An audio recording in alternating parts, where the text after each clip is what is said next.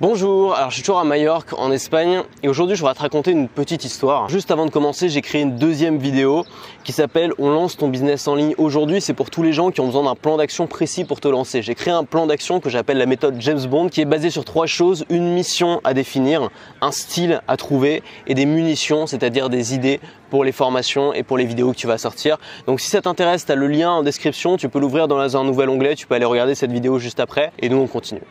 C'est l'histoire de la création de contenu telle que je l'ai vue, telle que je l'ai vécue depuis maintenant 6 ans. Ça doit faire 6 ans, on est en avril 2018.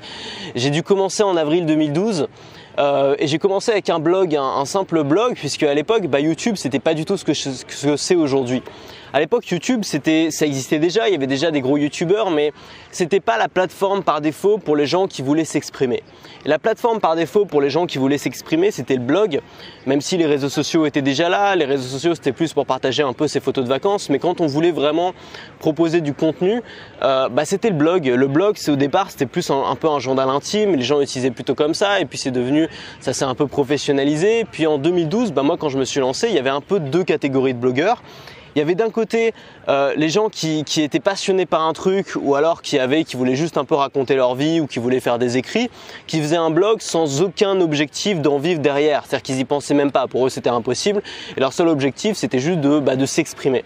Et puis de l'autre côté, tu avais les gens qui lançaient un blog pour le business, pour gagner leur vie avec. Et ça, c'était une sorte de tendance importée tout droit des États-Unis, parce qu'aux États-Unis, ça existait depuis peut-être 2008, 2009. Enfin, en tout cas, ça s'est popularisé à ce moment-là. Et donc, il y a des Français qui ont décidé d'importer un peu cette tendance en France et de faire des formations là-dessus. Et moi, c'est à ce moment-là que j'ai découvert ça, en tombant sur le bouquin d'un marketeur qui en parlait. Et j'ai trouvé ça génial, j'ai trouvé l'idée géniale parce que moi, j'ai toujours été fasciné par la création de contenu. Quand j'étais petit, j'ai dû commencer peut-être à 10-12 ans, je faisais des journaux. Des petits journaux, je faisais des journaux pour ma famille, pour chez moi. J'avais un journal qui s'appelait Le Dupontou. J'ai lancé plein de petits journaux comme ça. J'ai lancé aussi des petits journaux à l'école. J'ai lancé des dizaines de blogs qui n'ont jamais marché. Et c'était pas bon parce que j'essayais de copier un style journalistique. Mais évidemment, quand tu as 13 ans et que tu essaies de copier un style journalistique, c'est juste une mauvaise parodie. Et quand je les relis aujourd'hui, ça me fait rigoler. Je me dis, voilà, c'était naïf la façon dont j'écrivais. Mais en fait, tout ça, c'était important parce que finalement, c'est comme ça que j'ai su plus tard que c'était vraiment ma vocation et que la création de contenu, c'est vraiment quelque chose que j'ai toujours eu envie de faire. Communiquer des idées, essayer de convaincre, essayer de faire passer des messages, essayer de divertir parfois un petit peu, c'est ce que j'ai toujours aimé faire. Et donc aujourd'hui, c'est ce que je continue à faire. Mais simplement, quand j'ai découvert ce monde-là en 2012, moi, c'est pas le monde des blogs que j'ai découvert parce que le monde des blogs, je connaissais déjà. C'est le monde des gens qui faisaient un business autour d'un blog. C'est le monde des gens qui avaient envie d'en vivre. Et moi, je me disais, mais attends, depuis tout petit, je fais ça. Depuis tout petit, je fais ça pour le plaisir. Depuis tout petit, je fais ça juste parce que j'ai envie de le faire. Et aujourd'hui, tu me dis que tu peux être rémunéré pour ça, que tu peux gagner ta vie en faisant ça. Ça veut dire quoi, gagner sa vie en faisant ce qu'on aime? Ça veut dire avoir la possibilité de faire ce qu'on aime tous les jours jusqu'à la fin de sa vie. Et c'est extraordinaire. Et quand j'ai découvert ça, je me suis dit, ok, c'est pour moi. Il n'y a pas de possibilité que je fasse autre chose que ça. Et je me suis lancé à fond et j'ai essayé de monter mon truc, quoi. Et puis pendant 3 ans, j'étais en école de commerce, je me suis un peu relâché. Au bout de 3 ans, j'ai quitté mon école de commerce pour faire une année de césure, me lancer à fond. J'ai commencé à en vivre. À ce moment-là, je suis passé sur YouTube. Et aujourd'hui, on est en 2018 et ça a bien changé, le monde de la création de contenu. Les blogs, comme tu l'as vu, sont un peu morts. Il y en aura toujours, évidemment, il y en aura toujours, mais c'est moins populaire qu'avant. Et aujourd'hui, si tu veux t'exprimer sur Internet, tu as les réseaux sociaux et la priorité, ça va plus être de créer une chaîne YouTube et de lancer des vidéos que de lancer un blog et d'attendre que ce soit bien référencé parce que YouTube t'apporte pas seulement la plateforme, YouTube t'apporte aussi la communauté qui va avec. YouTube t'envoie du trafic et ce que font pas les blogs. Les blogs, il faut attendre longtemps d'être référencé sur Google, c'est long, c'est fastidieux et il n'y a pas forcément cet effet communauté ou cet effet viral qu'on peut trouver sur YouTube. Et donc aujourd'hui, YouTube est encore une fois divisé un peu en deux, comme l'étaient les blogs avant, avec d'un côté les blogs passion, journal intime et de l'autre côté les blogs business. Et donc aujourd'hui, YouTube, c'est un peu pareil, tu as un peu deux camps. Évidemment, t'en as plus en vrai, mais pour schématiser, t'as deux grandes catégories. T'as la catégorie des gens qui veulent devenir des gros youtubeurs, qui veulent un peu devenir des stars sur YouTube. Et de l'autre côté, la catégorie des gens qui veulent monter un business sur YouTube, comme moi, qui veulent en vivre, qui veulent simplement faire beaucoup d'audience pour ensuite faire de la publicité et donc gagner leur vie avec. Et alors qu'à l'époque, ça paraissait complètement ésotérique de pouvoir gagner sa vie avec un blog, aujourd'hui, ça paraît tout à fait normal de gagner sa vie avec YouTube. Et il y a plein de gens qui le savent, qui savent que c'est possible. possible. Et t'as plein d'ados qui rêvent plus tard de vivre de leur chaîne YouTube et ils savent que c'est possible parce qu'ils voient d'autres gens le faire, ils voient d'autres youtubeurs le faire. Et moi, ce que je déplore un peu en France, en tout cas, c'est une impression. Évidemment, ça reflète pas la réalité avec toutes ces particularités, mais l'impression que j'ai, c'est que c'est dommage qu'il y ait seulement deux camps. C'est dommage qu'il y ait d'un côté le camp des gens qui pensent que la seule façon finalement de créer quelque chose de sérieux et de long terme sur YouTube, c'est de devenir une star. Enfin, c'est-à-dire c'est de devenir de brasser de l'audience en masse et tout, et donc de faire forcément du contenu qui plaît à un peu tout le monde, qui fait de faire un peu du grand public. Et de l'autre côté, les gens qui veulent créer un business directement autour de YouTube, faire de l'argent et tout, mais qui n'ont pas vraiment de considération artistique ou qui n'ont pas vraiment qui sont pas vraiment intéressés finalement par la création de contenu. T'en vois beaucoup qui se lancent pour l'aspect opportunité. On parlait de la Mafaché l'autre jour, c'est un peu ça. On se lance pour l'aspect opportunité, mais on n'a pas la passion derrière, on n'a pas la passion de la création de contenu, on n'a pas envie de partager des idées, et c'est dommage en fait. Je trouve qu'il y a ces deux camps. Et je me baladais moi sur YouTube, sur le YouTube anglophone. Et parce que je cherchais des trucs sur les avions, moi tu sais j'aime bien les transports, c'est bizarre mais c'est comme ça. Et j'étais sur le YouTube américain et je suis tombé sur une chaîne YouTube d'un gars qui s'appelait Captain Joe. Et ce gars-là, il est pilote de l'air et il raconte un petit peu plein de trucs sur les avions, comment ça fonctionne, comment ça vole. Et ce gars-là a une super audience, ça marche bien et il est vraiment dans une niche si tu veux. Il parle, c'est un pilote de l'air, il s'appelle Captain Joe et il parle de l'aviation. Et puis tu as un autre mec qui s'appelle Dr Mike et qui est médecin et qui parle de médecine, de comment fonctionne le corps humain.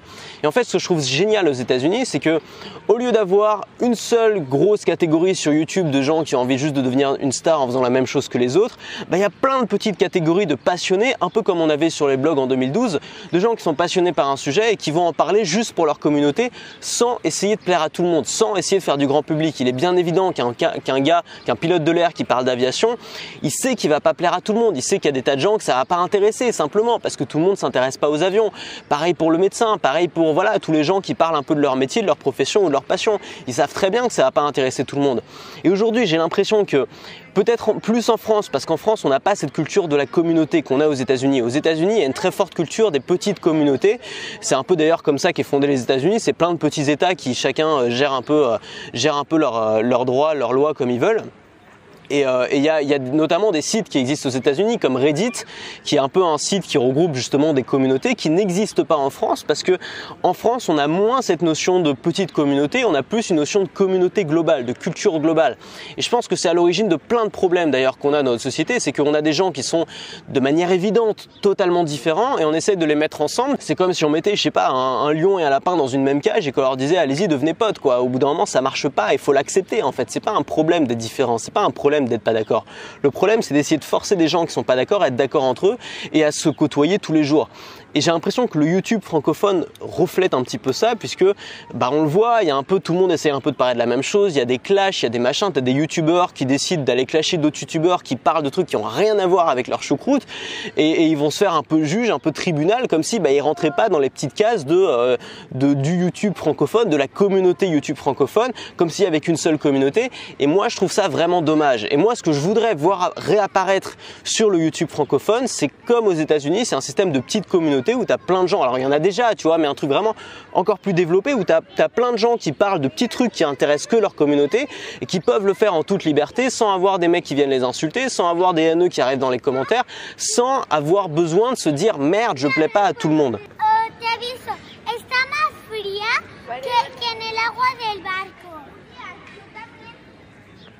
Voilà, alors là il y a un enfant qui a décidé de crier juste à côté de moi, c'est formidable. Voilà, hola. Donc on a quoi? On a un peu une sorte de village des Schtroumpfs. Alors je me suis dit quand j'ai trouvé cette métaphore que franchement je deviens vraiment nul en métaphore. Mais finalement, qu'est-ce qui fait le charme du village des Schtroumpfs? C'est pas qu'ils sont tous bleus avec des bonnets, c'est pas qu'ils sont tous pareils. Ce qui fait le charme du village des Schtroumpfs, c'est que chacun a un caractère bien particulier. T'as le Schtroumpf joyeux, le Schtroumpf grognon, le Schtroumpf farceur, le Schtroumpf bricoleur, je sais pas quoi. Et finalement, ça fonctionne parce que chacun vit un peu sa vie de son côté et respecte les autres.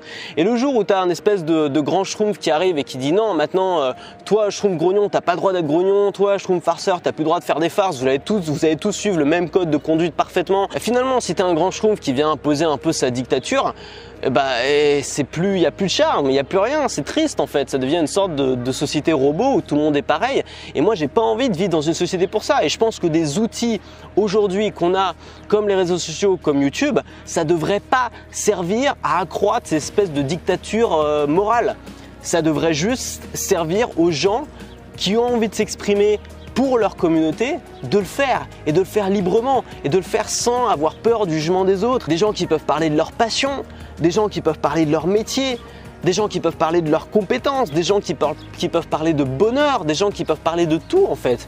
Juste t'as un truc qui te passionne et tu penses que ça peut aider les autres, mais pas tout le monde. Moi je sais bien que ce que je raconte ça intéresse pas les 3/4 des gens, c'est ok, c'est pas grave. Juste en parler pour les gens que ça peut intéresser, pour les gens que ça peut aider. Et la bonne nouvelle c'est qu'on n'a pas besoin de plaire à tout le monde, on n'a pas besoin de plaire à tout le monde pour créer quelque chose qui marche. On n'a pas besoin de plaire à tout le monde pour avoir de l'audience sur YouTube. On n'a pas besoin de plaire à tout le monde pour gagner sa vie avec sa chaîne YouTube. Et souvent, c'est même contre-productif. Plus on essaye de plaire à la masse, plus ça devient difficile d'avoir de l'impact, d'avoir de l'influence. Aujourd'hui, on parle d'influenceurs, c'est bien, ce mot-là, il est adapté. Mais si tu veux plaire à tout le monde, plus tu voudras plaire à tout le monde, plus tu voudras affadir finalement ton discours pour essayer de choquer personne ou pour essayer d'aller à l'encontre de personne, pour essayer de ressembler finalement à tout le monde, moins tu pourras avoir d'influence. Et si tu as moins d'influence, tu pourras moins aider les gens. Tu auras moins d'impact dans leur vie. Tu feras moins de ventes. C'est ça le truc, c'est ça qu'il faut comprendre. Donc moi ce que j'ai fait, c'est que je t'ai préparé aujourd'hui un plan d'action. Un plan d'action si tu as envie de te lancer, si tu n'as encore rien ou juste un truc très simple, tu as envie de repartir, tu as envie de te lancer, tu as envie de créer ton truc à toi. Tu as envie de créer du contenu sur Internet, de gagner ta vie avec ce contenu-là, mais juste tu ne sais pas par où commencer. Tu as besoin d'un plan d'action simple, une liste d'étapes, juste une liste d'étapes à suivre pour te lancer, pour créer tes premières vidéos, pour avoir tes premières idées, pour savoir dans quelle direction tu vas, pour savoir quelle est ta mission, qu'est-ce que tu fais là, quel est ton objectif, à quelle communauté est-ce que tu t'adresses.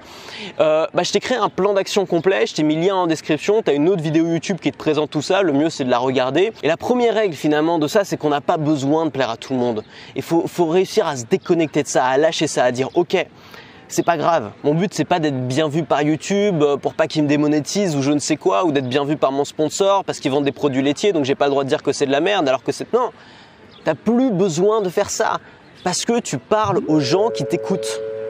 Tu parles pas aux gens qui t'écoutent pas, tu parles pas aux gens qui t'aiment pas, tu parles pas aux gens qui te maîtrisent, tu parles pas aux gens qui te comprennent pas.